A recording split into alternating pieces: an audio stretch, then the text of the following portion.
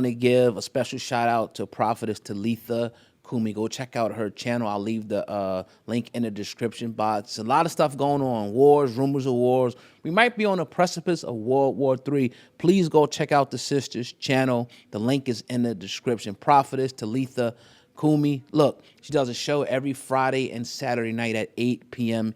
Eastern Standard Time. So go check her out. The link is in the description. YNW Melly, Mr. Demon. The Demon, you know his last name is Demon, right? That's crazy. It really is. Well, they say Demons, but it's Demon. Yeah. His bond was denied again.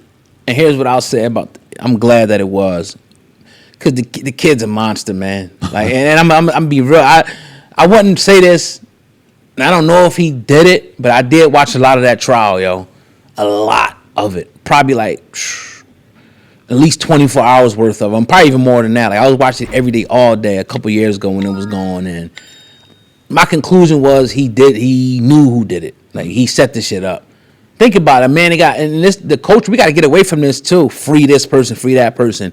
What about the two brothers that's dead? The two young men that's dead? They can't be freed. Right. We got to stop doing it. And people can say that shit until your family member gets murdered.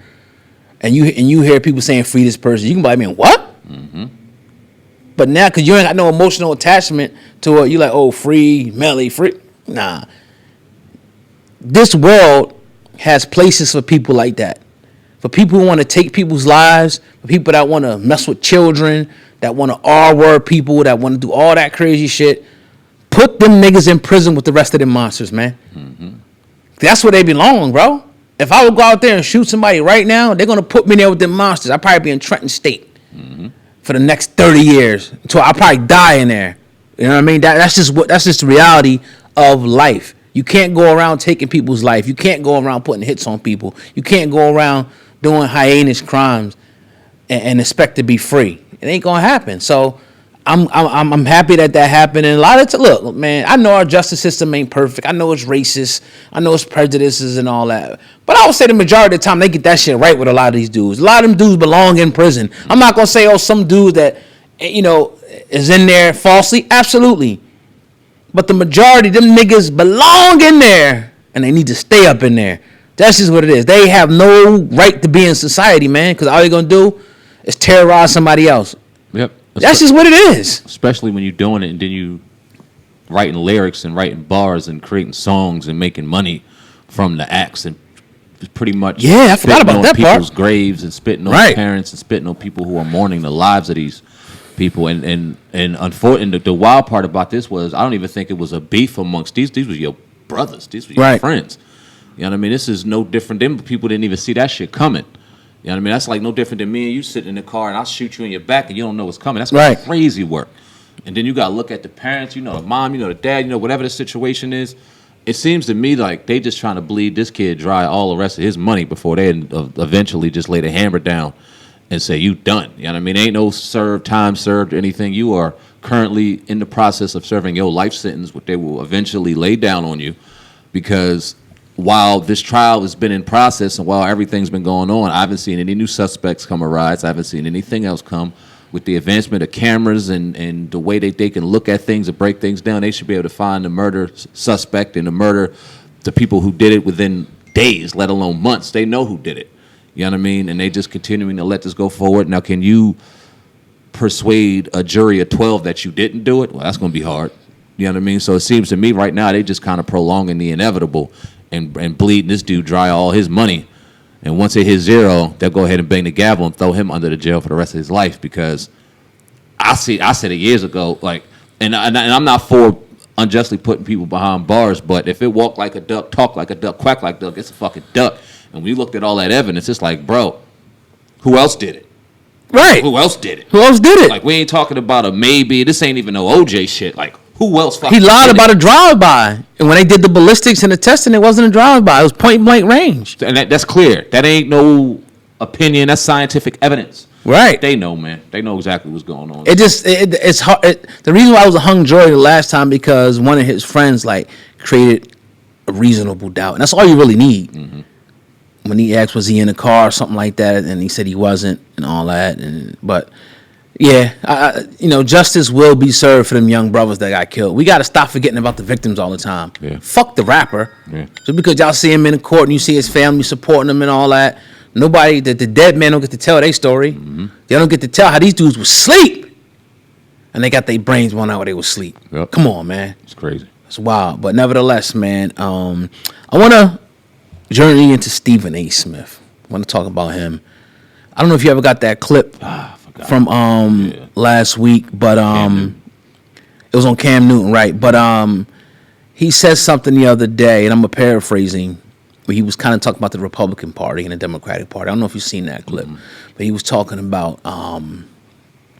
Matter of fact, let me just pause. I probably can find it within about 30 seconds, hopefully.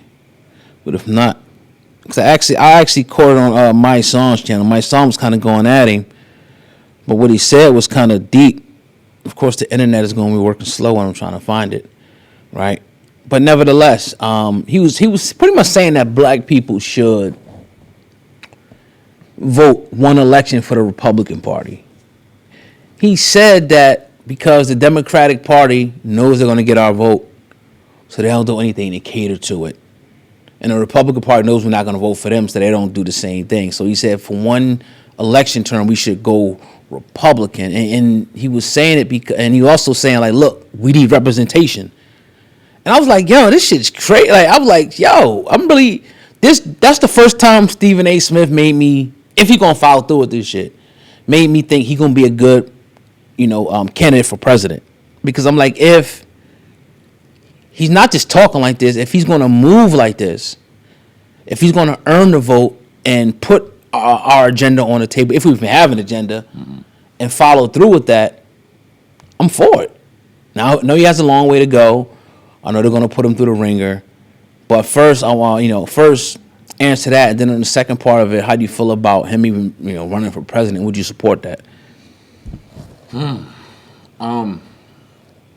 Well, I agree, and not even in strip. See, when you say you agree, then automatically thinks you run to Republican or one side or the other. Strip all of the bullshit out of it.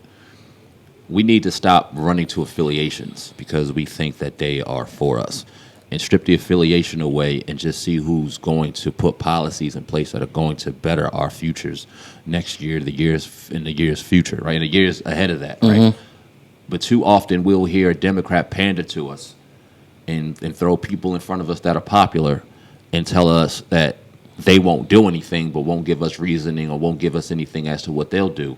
And Republicans, they ignore us completely because they just know we won't vote. So I'm not agreeing with him saying we just need to vote Republican, but what I'm saying is we need to strip away Democrat people or we need to strip away the Democrats' chokehold and stronghold over us to automatically assume that we got their vote regardless. Because that started to happen a little bit in those elections right after Obama, and then we started kind of, going left with it, because we didn't like this with Trump or that with this or whatever the case may be. So he's going to take a lot of heat for that because obviously people are trying to throw him under that Republican umbrella. And when you say Republican nowadays, especially the black people, they equate that to racist and racism. And if you're a black Republican, you're a coon or you're a sellout, which is not the case at all.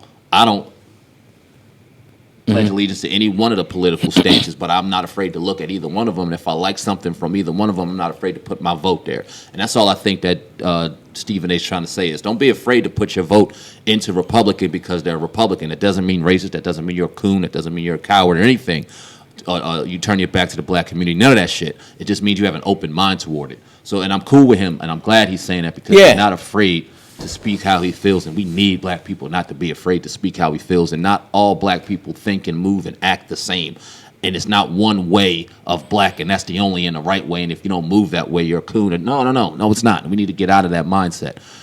Would I support him in his political campaign? That's an interesting one, man, because, and I think this is where he's moving. Like, you can kind of see the move. I don't know if it's going to be next presidential race, but the years after or so, he looks like he's moving in this line.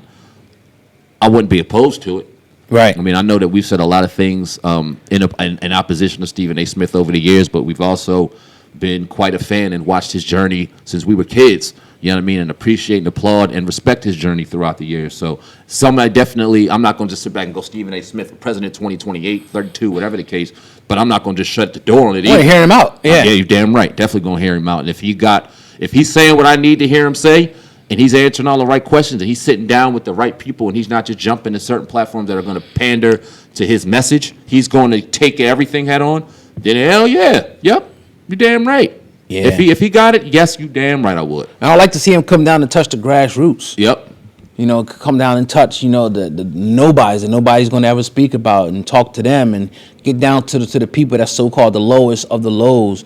You know, and the reason I think he said Republican Party, because it's kind of like that's the other giant. You know what I mean? Like, it's only really two that's going to make noise. You ain't gonna have a libertarian president. You ain't gonna have, what is the other, the Ross Perot, whatever party he was in. Yeah, independent. Yeah, so that's the reason why I think, because it's like God and the devil. Like, you only can pick one. Yeah. You know. But yeah, you know, it makes a lot of sense, because you can't just keep giving your allegiance to a party that's not gonna do nothing for you. And you know, our parents and grandparents, everybody that we know, would just voted Democrat. For what reason? Who knows? You know, probably a lot of different reasons. But that's what we going on the list. D. Even your local people, you don't even know what they stand for. Right. They could be taking away your job or cutting your job somewhere, cutting funding for the job you do, and you will vote for them not even knowing, because we ain't into this shit. Right. So, you know, and I'll be honest, I'm not really into this shit like I should be. Mm-hmm. You know, maybe one day I will get into the political, you know, and things like that, what's going on with city and shit like that. And, you know, I think we all should be in it to a certain extent, but, you know, we need more representation. And you'd be surprised when you get into that shit, you can excel into that, because they got a lot of people that's just doing this shit because nobody else want to do it. Yep. When you got somebody who actually wants to do it and really cares. Yep. You know what I mean? You can make some changes, you know, that happen. But, you know, and another thing, man, is just that our culture, too. It's just like some people say, well, Chinese people and all these people, because they got different types of cultures, man. They working with each other. They doing business with each other. You know what I mean? That shit it's going to affect them only to a certain extent, because they keeping their dollars circulated. So they son need a job, Mr. Yee's going to give them a job in a restaurant. Yep. They need this, Mr. Us. It ain't like that for us, man. And it's sad, because I really think that, you know, it's another good the integration thing kind of killed us, man. Mm-hmm. Because, you know, it was a time that we was just kind of doing business with each other and making sure that we was building up. You seen like Rosewood and movies like that, where the white stores would be jealous of the black because they were, you know, we was doing business and making good money. But we felt like if we took our dollars somewhere else, that we was one-upping somebody. Mm-hmm. Man, I'm taking my shit over to Mr. So-and-so and grabbing, you know, some Nikes or some Polo, man. Fuck this shit. I look better than you.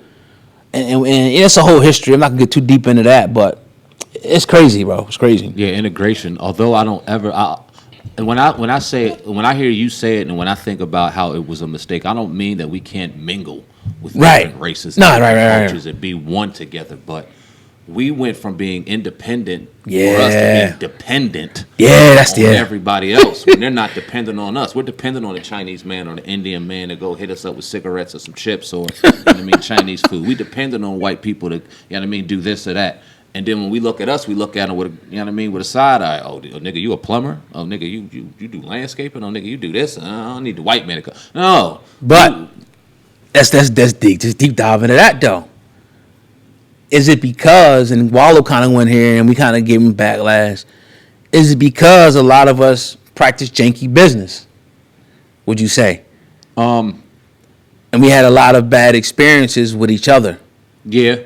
Right. Yeah. But then that also goes with, at the same time, don't go, oh, yeah, my cousin, my boy do this and this, so I'm going to go lean on him. Do your research and find the right qualified person for that job. If you want them to be black or within your circle, I'm sure that you can find them. You know what I'm saying? But we're such a forgiving people and we're such a loving people that we'll give people chances that aren't even qualified to have those